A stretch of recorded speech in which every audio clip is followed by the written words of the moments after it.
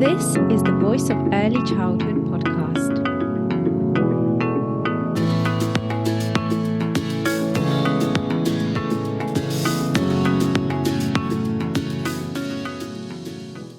To support men in early childhood further, we have partnered with Male Childcare and Teaching Jobs, who advocate for greater male participation in education and caregiving roles, offering support and guidance to enhance gender inclusion in nurseries and schools. To find out more, visit the link in this episode description. Hello, everyone. Welcome to the Voice of Early Childhood podcast. My name is Angelica Salinska. I'm your host, and today I'm joined by Kevin Nelson, who is the nursery manager at Little Barn Owls. Thank you very much, Kevin, for being on the podcast. Thank you for having me. Fantastic. So we'll get straight into it because we're talking today about recruiting more men into early years. But we're not just going to talk about the same thing that we always hear. So in your article, Kevin, the first thing you write about is the fact that we pose the same questions and we give the same or hear the same answers all the time. So the fact that we pose the same questions in terms of like managing nurseries, and especially in terms of recruitment and retention, like that crisis that we've got now, but we're really missing a massive question, and we rarely address this topic in depth enough. Men in early years, we only really talk about this in specific spaces, and certain individuals speak up about this, or certain organizations, but we don't talk about the lack of men in early years more generally, and certainly not in depth enough, and not on, I guess, a more personal level, which you'll share with us today. Yeah, absolutely. And I think when I've done a lot of research into it, for me, there is 3% of the early years workforce is men. So that means the rest are of other genders are women, and it's just, are we missing something? Are we missing a trick to get more men to be involved within our workforce, within the early years sector, doing different jobs, starting their careers in this sector as well, even if it does mean that use it as a stepping stone or to upskill themselves to move on from this career as well. And we'll talk a little bit more about that later in terms of men leaving the sector and being promoted and things like that, because I know that's something that we mentioned in our initial meeting before this podcast episode. So there's kind of a lot to discuss there. But really the issue of like, why do men not enter the early years sector? You know, why do we see such little men in early years specifically? You know, there's men in a bit more men obviously in primary, secondary, but early years it's just such low numbers. What is the problem? And I guess, you know, coming from you, what have you experienced? So I think the stigma behind it all, and that's from being a young man. So when I started in early years, I was only 16. So I had freshly left school. Everybody in your school year is deciding what they want to do in the future, and whether they want to go to university, whether they're going to college. Maybe they're taking an apprenticeship, especially for young men in my peer group. Everyone wanted to be a labourer, a bricklayer, something like that. So for me, it was the initial getting over the fact that actually I knew that my skill, and I had been told that my skill was that I'm good with children. So for me, it was, well, I want to be a nursery teacher. And I got hounded with the stigmas that came along with that. And I've kind of touched on that in the article as well, because everyone either thought that I was a certain sexual orientation, whether that was gay or bi or straight. Everyone had an opinion on it. They thought that I was a little bit strange. They thought that I just wanted to sit all day and play Lego, which is a stigma across the board for early years. Or unfortunately, and the really horrible thing is that a lot of people thought that I must be a paedophile. And it was really horrible to hear that from people and peers that were so young as well, to just blatantly stereotype a man that wanted to go into early years as such a horrible thing. So I guess at a young age, I had to have the confidence to say, I'm going to ignore all these comments. I'm going to ignore everything going on and everything that everyone says, and I'm going to move forward because this is what I'm passionate about, and this is what I want to do as well. Mm. And that just shows how passionate you really are about this career and were at the age of 16 to be, like you said, to have that confidence and be so brave to say, no, I'm not going to just, go with these stereotypes. But it must have been so hard because it must be so like soul destroying hearing comments like that, like the fact that what you just shared in terms of, the comments of being a paedophile, and amongst young men, amongst teenagers, that is all kind of joking and fun and banter in quotation marks. But it's so rife and it's constant, and it must be so difficult to deal with, even if you know that is they're having a joke and a laugh. It still must be so difficult. Like I'm trying to obviously relate and I can't, but I can Yeah, understand that it's such a horrible experience. And like, I think what many people listening and I, hearing this, I think you should be admired for kind of going through that, coming out the other side and being like, I'm not going to just, not go with my passion and not go with my career. I'm going to push through this. yeah, and falling into the doing what your peers want you to do or what your Yeah. peers are also doing as well. And when you're a young man and you're finding this out about yourself, you especially at that age, you're becoming an individual. You're Yeah. growing up. You're doing what you want to do. And I was your typical stereotypical young man. I played football. I played team Mm-hmm. sports. I went out in the weekends with my friends. I had a predominantly male social group as well, and I was just like any other young man. But the only difference was that I wanted to work in childcare and I wanted to work in early years and develop my career from that as well. And I guess when you're around all these men all the time, and all these young men, that they didn't mean anything by it. It was banter. It's just Mm-hmm. off the cuff. It's maybe some things that they've learned from their family members Yeah. or some things that they've seen on the media. Um, but they say it and they say it as banter, but they don't actually realise how much that can impact someone. And Mm-hmm. throughout my career, there's been times where there's been lows and highs of saying, Mm-hmm. "Oh, they have that comment, they have that opinion, but just ignore it and move on with it." And especially playing with a football team where you have 22 other men in the team, Yeah. it's just constant. And once one person says it, they all kind of fall in line with thinking it's quite funny.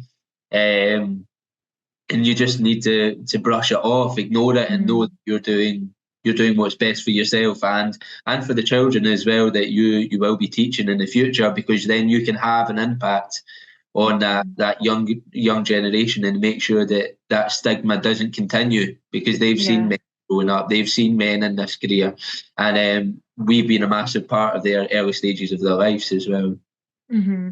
And you're so right. That's so having more men in early years, having more men in children's lives at the beginning of their lives, is really changing those stigmas, changing those stereotypes, and changing those traditional views. And that is what can bring about this societal change of toxic masculinity. And, like you say, just this is what we've always heard from our parents, grandparents. This is like the traditional view of men. And these are the comments that are okay to make. Actually, how are we going to change that if someone like you isn't going to go, actually, I'm going to still do this and I'm going to brush all of this off and I'm going to pursue my passion and have the bravery and confidence to do so. So, yeah. And when you mentioned actually playing football as well, you know, football as a sport and the whole like men's, I mean, I don't know. Again, I can't really relate. So it's funny that I'm kind of trying to have this conversation, I guess. But from what I know, and my partner talks about this in terms of how toxic, the changing room is and all of that toxic masculinity that goes on there. And yeah, like it seems like you were like in the hardest place you could be in terms of being a stereotypical, I guess, man. Yeah, and it was. There's no doubt that it was hard, and it still is hard to this day. I still play football, Mm. and I still get the same banter. And the thing with being in the football changing room, there's kind of no barriers to that banter. Everyone says what they feel, everybody says what they think, and it's off the cuff, and it's a joke, and it's a laugh, and it brings everyone else in, and it is it's funny for everyone else. But actually, if you're a young man and you're trying to seek out a career and an opportunity, then it's very hard to kind of overcome that every day that you turn up for football. And there's been times where I thought, oh, I just don't want to be sitting here. I just don't want to be sitting with these bunch of people. But actually, if I talk to them individually about my career and what I've done, they're actually extremely supportive. And being part of a football team in a community has also brought in a lot of skills that I've brought to childcare myself, that has supported the children or supported me as a manager. Because if I didn't play football and I didn't have that team kind of ambition and drive, then I wouldn't be able to bring that into my practice. So there is benefits of both, but obviously there's massive negatives of being in that changing room during the banter as well. And I guess this brings us on to the skills that you bring as a man to children. You know, like you say, the skills of that football has taught you, and being in that team community and team sport. And it's really about valuing you as a person and not just a man, but actually at the same time, it is important to look at the skills that you have, or the qualities and characteristics you have as a man, because a lot of the time we kind of say you shouldn't be thinking, oh, this is a man in early years, we need to treat him differently. And a lot of the time men are given those kind of PE roles, physical development, the rough and tumble play, and they're saying, you know, you're good at this, you do that. And there is an element of not wanting to be treated differently because you're a man, but then at the same time you do want to be I guess known for, appreciated for your individual unique qualities and characteristics as a man. And you can only, you know, some of those things do come with being a man, like you talk about, you know, before we've talked about lots of different things around children having male role models. But what does that involve? We kind of always say that, oh, we need a child needs a male role model, but why? It's not just about the rough and tumble play. There's so much more, isn't there? Yeah, and as an individual, and I think anyone that joins early years, but especially men, they bring a different aspect. And I've kind of touched on it in the article as well. That culture capital that you bring with you really supports a child's culture capital, because they might be able to relate, or they might actually enjoy learning about it, or they might learn something from you as an individual as well. And me having that background in football, me having that background in being outdoors all the time, has led to me getting jobs such as a forest school leader, or I used to take a group to play football and develop those skills. And that supported the children in learning and having those those skills taught to them from a young age. But also, because I've had all of that, it's really supported me as a manager. And I look up to people and managers from football, and how they support their team, and how they go about tactics, and how they motivate, and how they inspire their team, and how they look to achieve something. And I kind of look at my manager career like that as well. I always think, like, what's the next best thing that my team can be doing? What can we achieve as a team? And how are we going to do that? How am I going to create this unity within the workplace, that we all want to move forward as a team, and not just as individuals in a career, but actually, let's work together, let's pull together, let's have a community where we all want to move forward, and we want our practice, our setting to be the best. Which I think I get that mentality because of my background as a young man playing football, being in a team sport, and kind of being brought up that way as well. And that's such a good point, because it's so important. It's an important part of leadership to see your staff as a team. And I've kind of moved away from using the term staff and saying team instead, because they're not just staff in terms of they're an employee. They are part of the whole team, and everyone plays a role. And it, like you say, moving forward together. That's so nice to hear yeah.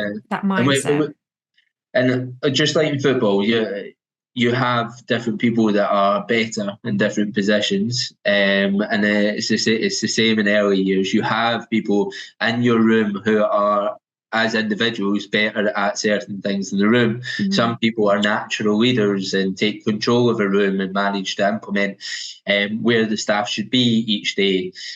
Some people are really good at outdoor play, and then you're touching kind of back to getting those men in who are notorious for wanting to go outdoors and be outdoors with the Mhm. children, and do that rough and tumble play. Well, if we had more men, then we would be able to put them in those sections. So we have great women here that are amazing at the outdoor play, and they really are. Like my forest school leader here, she is. Every time I talk to her, I'm inspired because she just has all these outrageous ideas and things that she can implement, and things that are so simple as well. And you're like, that's amazing. I can't believe that you're doing that with those children. I can't believe that those children have actually learned that as well outdoors. Mhm. So I guess when I look at my team, I look at all their strengths and I look at their weaknesses, and then it's where you best place everybody. But it's Mhm. also giving people accountability and saying, well, this is your strengths, this is what you're really good at, this is your weaknesses, and I've done it with myself as well. How are we going to support them? What are we going to do next? And I Yeah. guess I have that mentality because of my growing up and being part of that young man in a team and part of that football culture as well. Mhm. It's so interesting how much you really do bring with you. Like you said, we talk about cultural capital in terms of children a lot, but actually, there's so much that the adults, the team, bring with them and add to the setting and add to children's lives. Um, And one of the other things I know that you mentioned you mentioned this in your article in terms of that fun aspect, and you mentioned it just before we started recording about the research on men taking you said longer to mature, and actually that means that they're more naturally kind of easygoing and generally playful personality and have those characteristics. So that's another aspect which is kind of unique to men and men in early years, and it's not just we're hiring you and we're not seeing your gender. Actually, we know that these are your characteristics and we know this is what you can bring because you're a Yeah, man. and that's the strength that they bring as well. I think Mm. Yeah. that playfulness that children just seek the minute a man walks in the door. And Mm. we've had lots of different experiences. We have myself in the room, we have our housekeeper, we have a young apprentice in the room as well, and the children just flock to us. And it's just because Mm. we can be a little bit silly and a little Mm. bit playful, and we will do silly things and tell silly jokes. And the research shows us that it does take us a minute to mature, but when we move out of school, everybody says, right, you're 16, you need to think of a career, you need to think of this, what you're going to do as an adult. If you start in a playful environment where you're actually encouraged to be playful, that will Mhm. give you that extra extended time to be playful, enjoy your work, and actually have fun before you develop those skills. And you can develop the skills at the same time, but there's not Mhm. that pressure of having such a serious job involving Mm. numbers or involving people's lives or anything Yeah. like that. Instead, you can be playful, have fun. Yes, there's still the responsibility of having the children and being in ratio and making sure that there's enough observations for the parents and making sure you're following the EYFS, all of that. But at the same time, it's encouraging fun, it's encouraging play, which we as a society are looking more into and seeing the benefits of children Mhm. having more play and discovery is benefiting them as well.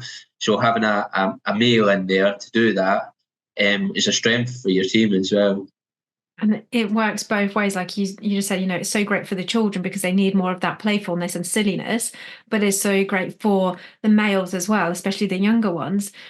When you alluded to the fact that they're not mature as females yet at the same age, so they need to, when they step out of school, they need to kind of ease into that workplace and have like a more playful environment. And it is, as soon as you said that, I kind of thought of the way that we talk about children not being developmentally appropriate to sit at a table yet, or to write, or things like that, or to do phonics. It's exactly the same thing. And why do we completely neglect that as soon as as soon as you turn 16 or 18 or maybe even younger? I guess we don't really, we're not that good at this in early years of, making sure that everything is developmentally appropriate. So that's probably a whole lifetime issue, not just in the early years. So yeah, like seeing a 16-year-old man or even in their 20s is not developmentally mature enough to be in roles where there is absolutely no fun, no play. Everything's got to be so serious. Um, you're you're growing up too fast, and you're expected to be a grown up as soon as you are either 16 or 18, or at least going to the workplace. And it just isn't developmentally appropriate. Full stop. It's not like because it's not very nice, or it's just not right. It's just physically not possible. Yeah, Mentally. absolutely. Yeah.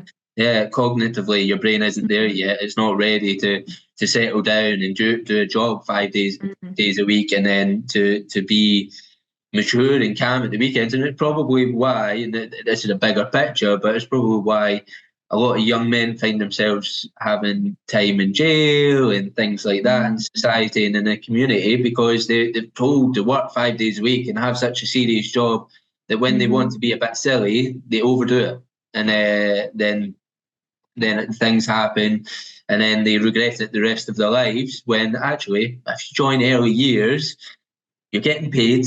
You're developing skills along the way. You're developing skills that you're interested in. There's so many things there's so many categories that you could fall into. If you're Mhm. interested in outdoors, you can be a forest school leader. If you're interested in things like Senko, then you can go down that route. If you're interested in safeguarding and becoming a social worker or a police officer, Mhm. you can become a DSL.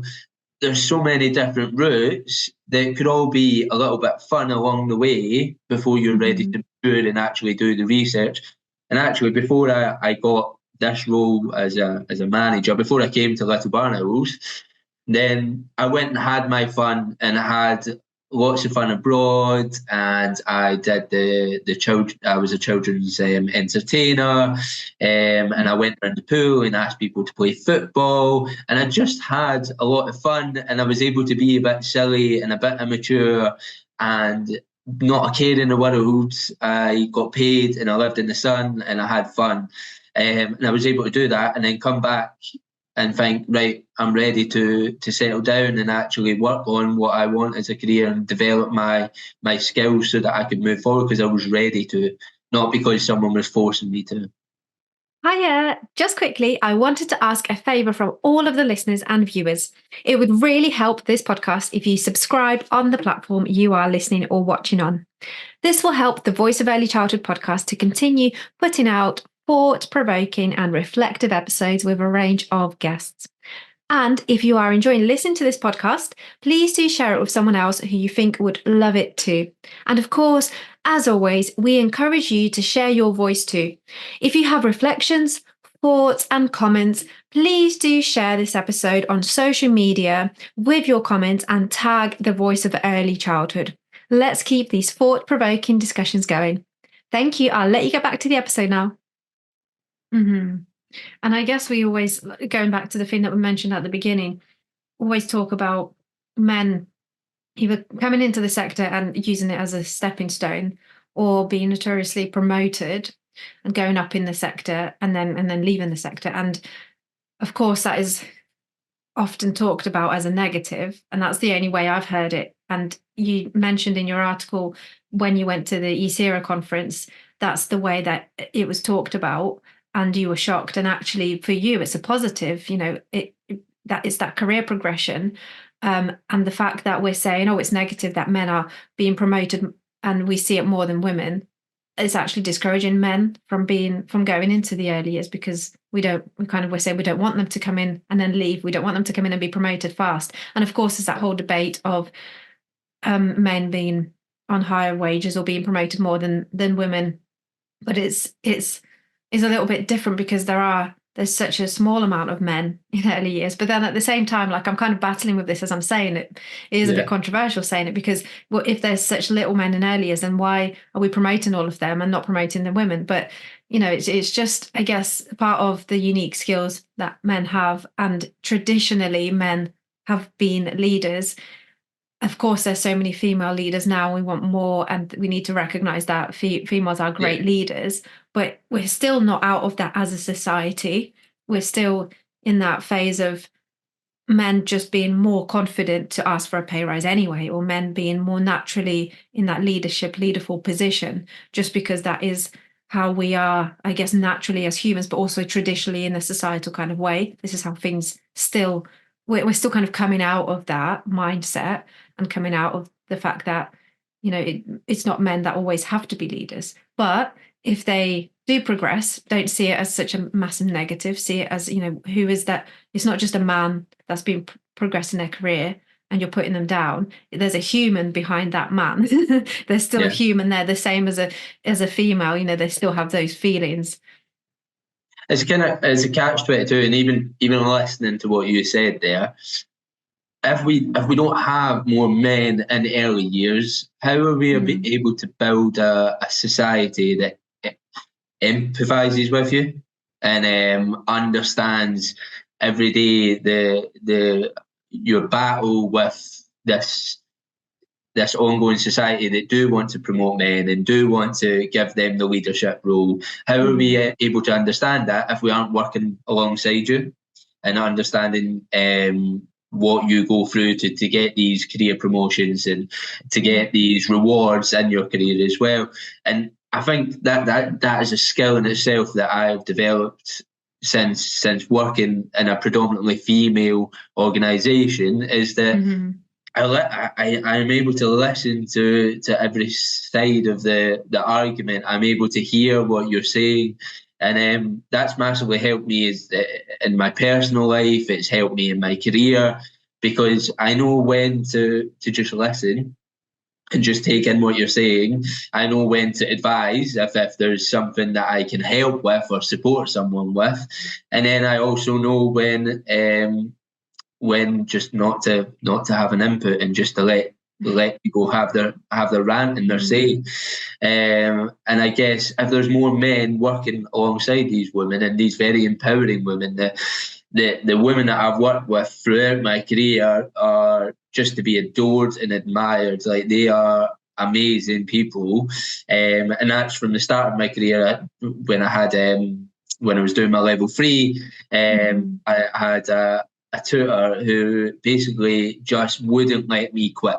That's so fantastic. Yeah, and she was so amazing, and she was just really remarkable. She would come after work. So I think she finished at like 4 o'clock, but my shift finished at 4 or 5 o'clock. She would come after work and she would say, "Let's meet in a coffee shop. Let's sit down with your level 3. I know that you struggle to write, so let's we'll talk about what you want to articulate on the paper, and then I'll write it up for you." And we would sit and do this for hours. She would buy me a coffee, and when I think back to it, the only reward that she got was that she managed to keep me in this career, because otherwise I would have gave up. It was hard. It wasn't my skill. Writing and listening and putting that on paper, and putting on paper what I do in my practice every single day. It just wasn't my skill. But because I had someone who empathised with me and was able to give me time and empower me to do more and actually go forward, then that's where I am today. And I've had so many women like that across my life as well.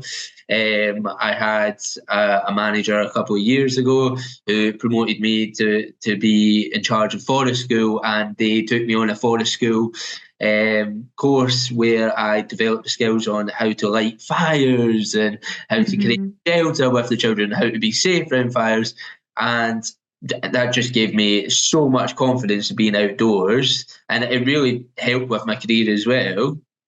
And then when I got here, I met Charlotte, who's the managing director of the company, and she is just remarkable. When I had a kind of a bit of a low and a bit of a time where I thought, oh, I don't know, again, you get to that point where you think, am I better suited to doing a different career? She was just straight on it. She noticed it before I even noticed it. And she was able to sit down. She was able to listen to what my concerns were, what I what I wanted from life, what I wanted to develop, and she just took me a drive to IKEA and just sat and listened to me all day talk about my ambitions and where I wanted to go in life. And from there, she gave me a 5-week secondment where I went to one of the other sites and I developed my practice and I understood more about our approach. And she took the time out to do that. I wasn't in numbers, but she seen me as an individual who needed a bit of support and needed some motivation and inspiration, and she took me out and she done that for me. And then from there, it's just went up, and I've ended up the manager of the company as well. And that is down to her seeing skills and talent that I probably didn't see. Yeah, potential that I didn't see myself. So meeting all these empowering women along the way is really supporting me to understand that actually you guys are amazing. You guys notice things that we might not notice in a very short period before we even notice them ourselves. And then I think back to my personal life where my mum is my absolute hero. And she again, from a very young age, she was a single mum. She just brought me up to do what I wanted to do. If I wanted to play football, if I wanted to become a footballer, if I wanted to go into early years, it was you can do it, and you can do anything you can put your mind to. And then again, my partner at home, she is the same. She notices when I'm not in a good way, when I'm having a couple of bad days, and she just notices so quick. And I just can't thank all of these women along the way enough, because without them, I wouldn't be where I am today. And I think that's what's so important for men to come along and work with these women, because actually you learn so much and you develop so much as a person, and then you appreciate how much they give back to you. And hopefully that would help society along the way as well, to come away from this, that men can be the only leaders and men should be paid more for a career that a woman's doing, when actually when you're in early years, you actually find out that they notice so much more, which is quite remarkable. It's really having that appreciation for someone else in terms of the job that they do, but also the job that they do and their gender, and not just, I'm doing the same job. Actually, it's the challenges. So just like I was saying, in terms of kind of not really being able to relate to you, because I'll never be able to relate because I'm not a male. So, and I've not gone through what you've gone through. So it's really kind of trying to build that empathy and understanding of other people. And it's exactly what we try and teach children. And we can only really teach children empathy if we have developed that empathy. So you, like you say, learning to be empathetic by women being empathetic to you is really supporting you as a person and your character, like you say, your personality, and developing you instead of just seeing you as, instead of you just being an employee, a member of staff in that setting. And it's so inspiring to hear how you have been kind of treated in these settings, and the women that you've come across and how they've supported you, and the difference that they've made to your life, and to the fact that you recognize all of this and you value it so much and you're so grateful and you're sharing it all kind of in public, on a public platform like this. It's so nice to kind of hear both sides of it, that how great it is for you, but also the fact that you kind of like you're giving back in that gratitude and sharing all of this. And it's also personal, like you say, in terms of like your personal relationships have developed, you've grown as a person, you've become more empathetic. And it's great hearing that all these things that you're saying, we kind of, again, in that kind of toxic way, a lot of the time females think, oh, well, men just don't listen, they just don't get it, they can't sit down and keep their mouth shut, or they can't listen. And when you were talking about all of this in terms of knowing when to listen, when to step back, when to give advice, being empathetic, and all of that, it's not just because you're a man and you can't do that. Yes, naturally men may not be as empathetic as women because of all of the kind of the biological, the evolutionary side of things, and not bearing children and all of that. Wholeheartedly say I still struggle on a day-to-day basis. Sometimes the girls will say to me, "Oh, Kim, probably could have handled that differently," and that's okay. But because I'm in this setting and I'm in this I've got so many women around me, then I can then kind of understand actually how I could move forward with a situation in a different way, or how I might adapt my managerial style, or how I might adapt how I communicate and talk with someone. So yeah, I'm not perfect by any means, but I've men want that skill and want to be able to listen to their partners and actually empathise with their family members and their friends that are women, and this career helps you to do that as well. Yeah, and it certainly is just about becoming a better person, really, because if you're more understanding, you're more empathetic, you are being able to be a better person for someone else, being able to be there for them and understand them and empathize with them.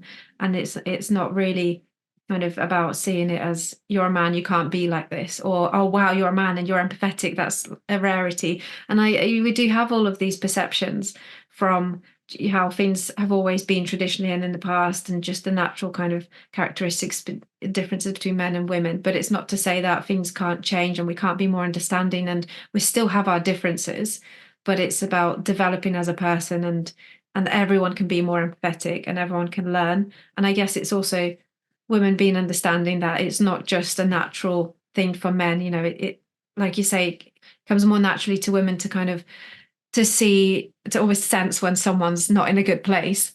It's kind of not the case of everyone, but just generally.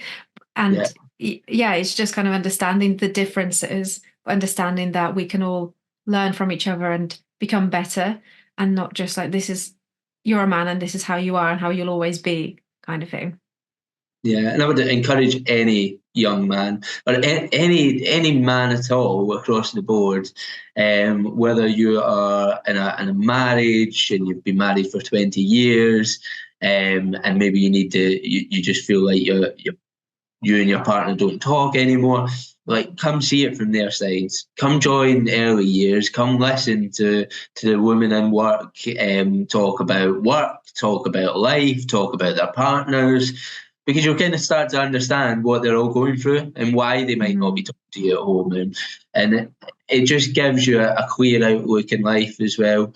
And I'm not saying that I'm good at it all the time, because we're all forever developing as individuals and understanding what's right and what's wrong and when to say things and when not to say things. But it does give you a different perspective, and all these empowering women along the line have really helped me to understand that as well. Like I said earlier, it's just so inspiring to hear, and I really admire you for sharing all of this. And it's great that you're sharing such a personal journey as well, because you're really modeling to other people, other men and women, that it's okay to do that. And we're all human and we're all experiencing these different things. And we all have this growth as well to be had. And I was also going to say, just listening to you talk about, men should come in and understand women and kind of be able to empathize. And it's the same for the other way around. So we also, as women, need to listen to men more and give them these spaces. And well, I guess like what's happening now in the Voice of Early Childhood, these platforms, and in other situations outside of early years, outside of education, give men those kind of safe spaces and the time to open up. And that is really difficult because men don't naturally open up as much because of so much as the societal pressures, the toxic masculinity, the stigma, that kind of stigma around being vulnerable as a man, and that being, again, in quotation marks, as a weak kind of characteristic. So it's just so important for women to also listen to men and understand why it's hard to open up, or why it's hard to be vulnerable, or why it's hard to be empathetic, or the challenges and the struggles, and really kind of understanding each other. But it's not possible if we don't sit down and have those open conversations. But that in itself, again, is difficult because it takes time to get into a place where you are able to be confident enough or brave enough or comfortable enough to feel like you can talk about things that do open you up, and you're being vulnerable. And I Yeah, guess, and like you said, you've been confident to do that from a young age because of your mother and the females that you've grown up around. I think I wouldn't be here today talking about the stigmas and mentioning that I've been called a paedophile, I've been called strange, I've been called every name under the sun that you can think of with men related to young children, I wouldn't have the confidence to sit here and talk to you if I didn't have women who had thought, actually, I want to hear about his story and I want to hear what's going on. Like, why is he here doing this? What actually is his passion? And that's exactly what Charlotte done, and has gave me a platform and said to yourself, I think it would be a really good idea if you talk to Kevin. And it's the same across the board. She encourages people to come in and meet me, whether it's open days or anything like that. She introduces me, and I get to talk and share my story with more people. And when I went to the Sierra as well, that was her idea. She took me with her in a group of us, and I was actually able to share with like-minded people what the problems were. And when I sat down and heard that they all wanted to talk about this promotion and going forward, why this is a negative to early years. When I looked into the statistics and seen that there was only a 3% workforce, or I think in Scotland there's a 4% workforce that is male, then I was like, well, notoriously you're going to hear about these people that are getting promoted because there's so little of them. Actually, what are we doing to even out the balance? And I wonder if that's still an argument that we are promoting all the men, and if the workforce was balanced in early years. So what are we doing to encourage men, young men, older men, maybe men that are looking for a different career opportunity? What are we doing to encourage them to come in and have a career change, or take this opportunity to develop skills and then move out of the sector? Or just to have fun, like have an easy. It's not an easy job by any means, but it's an easygoing environment in terms of everyone's usually happy and supporting the children, and it's full of laughter. Not on the stressful days, of course, but in general. So yeah, why aren't we getting more men to come along and do that? And I know that this is something that we kind of started off. Well, at the beginning, I said this podcast is about recruiting more men into early years. Actually, I think I'll change the title of the podcast episode. And your article is also about how do we recruit more men into early years. And that is a very important conversation to have. But again, it's kind of, it's more practical, isn't it? And we can have those conversations, and we will. That's the last thing that we'll kind of address in a second. But I think what's more vital is to have the conversation that we've just had in terms of what is it like being a man in early years, and it coming from, everything that you've shared, that personal perspective, and your journey. And that's so much more vital in terms of bringing about a change, because then we can understand why men aren't coming into the sector, because of everything that they're hearing or experiencing outside of the sector, and sometimes in the sector as well. And it's really being able to empathise and understand what the issues actually are, rather than like, what can we practically do to kind of get men into early years? What promotion can we give them? How can we sell it to them? It's not about that. It's about the wider issues, even wider than education, the wider issues in society. Yeah, and there's all the issues that I've talked about out with being in the sector, and the issues of being in the sector as well. Like throughout my career, I've had parents that have come in and they have asked me not to change nappies. Oh wow! They have asked why I'm in this career, and usually it comes with a bit of skepticism. It's never unfortunately just wanting to hear my story.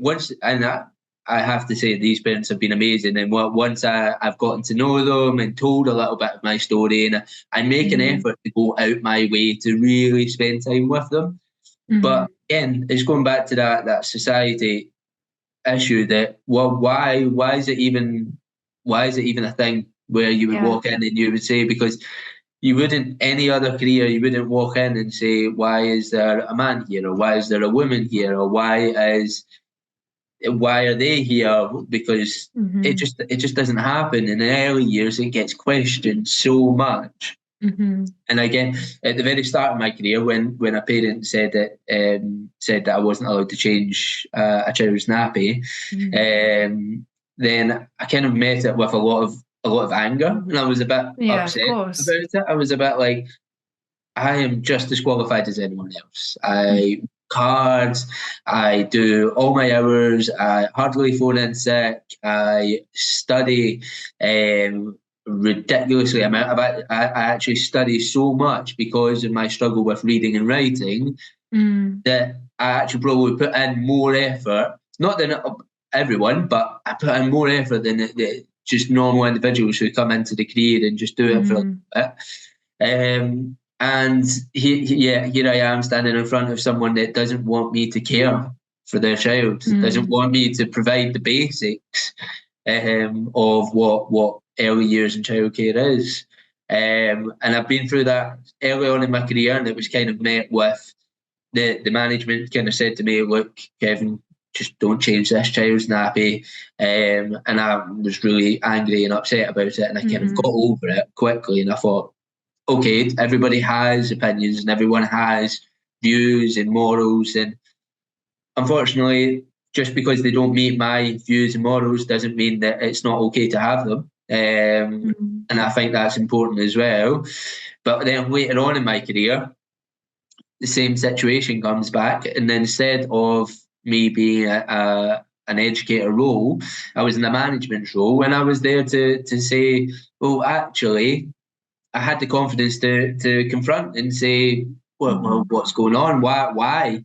And now, the parents that have said things like that to me, I have the best relationships with, because I was able to help them understand where I'm coming from. I was able to understand where Mm. they were coming from, and I totally get it. I'm not, because society has pictured us on media and social media and Mm. the telly and news, and it's all this negative about these men, these Yeah.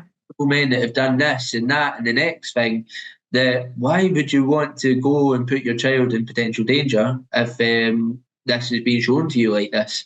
So I guess that's also why I'm massively grateful that I'm on this platform saying we aren't all like that. And Mhm. actually, some of us are just really passionate about giving the best start to these little people's lives.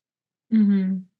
That's such a lovely thing to hear, that this is exactly what your passion is and this is who you truly are. And it's so sad that you've got to prove yourself more than anyone else as a man. And I know you said that everyone's entitled to their own view and opinion. If that's different to yours, it's okay. But actually, it is sexist, what you've experienced.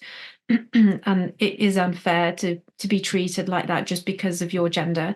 Of course, we can try and, like you said, understand why they've got these views, but it doesn't make it okay. But it is about the only thing you can do. It is all about empathizing, understanding, and trying to have the conversation, like you said, when you develop those skills to be able, and you're in that position as well to be able to do that. And I guess also I just thought like you have to be in that managerial position to feel like as a man you can say something, and Yeah, you can't just be a man in the room, a practitioner and have a voice. You have to have a leadership role in order to be respected, and yet you're still going to be questioned, and that's really sad as well. yeah, and I've got such a good team that when these issues come up, and when even now, because I've shared my story and I've shared that with my team, and I've helped the team to understand what it takes to be someone like me in this sector, Mm. then they kind of support me as well. So when a parents have come in the past and maybe not directly said it to me, I've always got my team that will say, "Oh, well, do you know what? Kevin's just as qualified as us. He does this, he does that. He really has a passion for the children. He puts the children first," which is pretty amazing that I've managed to share enough information and actually show the team that I'm really passionate about it, so that they have my back as well. Hmm. Yeah, and the fact that you've built that trust within the team, both sides, and you've got that empathy built up, that understanding again for both sides, like we discussed earlier. Um, so I guess the last thing, like I mentioned earlier, is what to discuss is the thing that we normally discuss, I guess. But in terms of how do we recruit more men into early years, but I know that you've actually got some good ideas around that, and we discussed this previously. Yeah. And then not just the same kind of things and not tokenistic, but we talked about going into schools more, job fairs, not only women promoting childcare roles, men also talking about their experiences like you are now as well, and really encouraging young men to go into early childhood and seeing that it is a place where they can learn so many skills, and people like yourself being that role model to do so, and then having that understanding, giving them that understanding that it's a fun job as well. Yeah, and just asking them to choose something different. A lot of people who's 16, it's such a hard thing to think, what am I going to do for the rest of my life? And a lot of Yeah. young men are like me as well. Like, I just wanted to be a footballer. I didn't want to be anything else. I had nothing set in my head until someone said, "Oh, Kevin, you're really good with children." And I thought, okay, what does that mean? And I've taken that in my own way, and that's amazing. But if there was nobody to guide me in what way that would take me or how I could do it, the people that guided me were the very empowering and inspirational women in my life. But actually, young men need to know that actually it's okay to choose this career, and actually the benefits outweigh those negatives that I've touched upon in the podcast.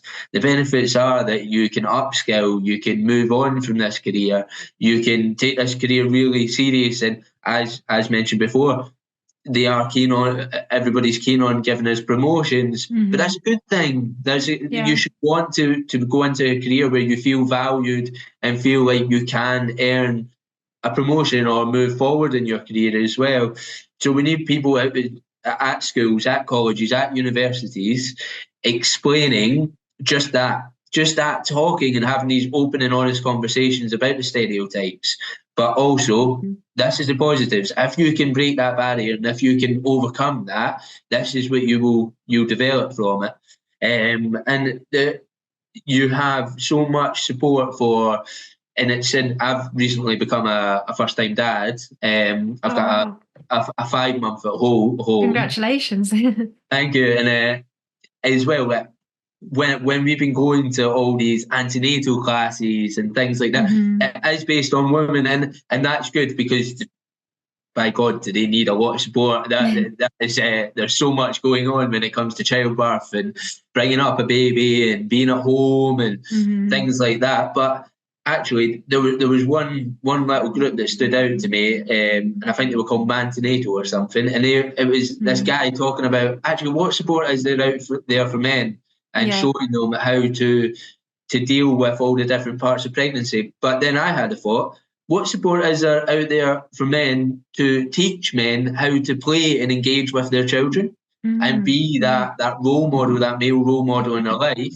And actually, if people come and do the early years career, especially at the start, then they'll have those skills to be able to support their children. So there should be groups. There should be groups for dads. There should be groups for people who want to be in early years. There should be more out there that advertise what the benefits of being in early years is, so that we can support these men to support our younger generation in whatever capacity it is, whether it's fatherhood, whether it's being in early years, whether it's being a manager, whether it's moving up your career to be a police officer because the communication skills have developed, or it's wanting to be a politician because you are able to articulate your passion, things like that. You get this from this career, and I think more needs to be done in sharing that with young men who are leaving school. There's so many skills to be had, and there's so much progression in terms of you as a person, just like you've described the things that you've gone through, that your journey and how you've built up to the person you are today. And like you say, it's so important for all of that to be shared. And I keep kind of going back to being shared on that personal level, and not just these are 5 skills that you can learn, go away and do this. And it's so important that you're here advocating. You are an advocate for men in early years, an advocate for men in general, really, because we talked about so many other issues that men experience that are not even just related to early years. So yeah, people like you are so valuable and vital, and we should all be grateful to you for being here. Yeah. yeah, like everyone kind of in your setting, I guess, will be so proud listening back to this and hearing everything that hearing your journey and hearing everything that you say about them as well and your growth. And I'm sure your family are as well. But also in terms of like the wider sector, we should all be so, and I'm sure we are, when this podcast comes out, it'll be really interesting to hear everyone's thoughts of the the gratitude that we have to people like you advocating. We need more advocates for early years in general, but especially for that, that 3% of men that are in early years. There needs to be advocates for those men and for to bring more men in. And that's just what will change things. Yeah. Advocates like you. There's lots of difficulties, and there's lots of difficulties in society, and we need to do something about it. We need to put more advertisement out. We need to support it. We need to talk about it more. It needs to be a known issue, and someone needs to move forward with it. And I hope that someone kind of listens to me and is able to maybe reach out or do it themselves and just do something more and it will also help our sector massively, which we all know in the start of my article when I spoke about it. Mm-hmm. We're always looking for recruitment. We're always looking for retention. We're always looking for more staff, and the government putting so much pressure on saying, right, fill the numbers, fill up this, fill up that, and make sure your nurseries are full. A lot of nurseries can't actually staff them at the minute and they can't maintain it. So what are we doing about it? And I hope that looking into how we can encourage more men, young men, older men, men looking for a career change, men looking to understand, any man that's interested to come along and at least give it a try. And you'll be amazed at what you develop as a person as well. Even like you said, as a stepping stone. And I just kind of been thinking there are lots of organizations, well, maybe not enough, obviously, organizations out there that do advocate for men in early years and recruiting men and supporting men. And they are doing a lot of hard work. And it's, we do need more, but I think it's very much about having these conversations everywhere and not just, like I said at the beginning, as part of these organizations and keeping it there, because the people that we'll find them are the people that are interested and the people that already understand that there's an issue. We need to speak more to people that don't get it or don't understand. And that's why we should be having these conversations everywhere on every platform, not just specific on supporting men or recruiting men, and in kind of all kinds of sectors and not just in education as well. Yeah, absolutely. And so finally, what I wanted to say, we've both spoken so much and it's great. And I'm so glad that you have been able to share everything so openly and in such a personal way, because I'm sorry for outing you, but it's important to say that you were nervous before this. And even when we first met to discuss the podcast a few weeks ago, you did say how, you thought you might be quite nervous when we press record and you might not know what to say or how to say it, but actually it all kind of flowed naturally and you were able to share everything. And it is hard sharing your personal journey, and you do have the confidence to do it now, but it's so important for people to understand that it's still not easy. You've spoken for an hour about all of the things that you've struggled with and, your passion and how to support men and being grateful for the women that you've worked with. And it's all part of being vulnerable. So yeah, I really admire you for doing that. That's okay, thank you. And this is definitely not my strength, but I've actually, once we started flowing, I really enjoyed it. So thank you for having me. Fantastic. That's so nice to hear. Yeah, thank you. And thank you to your manager as well, Charlotte Bateman, for suggesting that you come onto the podcast. Yeah, she is fantastic. So all of the listeners, you can read Kevin's article on the Voice of Early Childhood website. You can find it there. And please do share this episode far and wide, because like we said, lots of people need to listen, understand, and we need things to change. And this is a way that things can change, by listening and empathizing and understanding people's personal journeys. Thank you very much, Kevin. Thank you so much. Thank you for listening.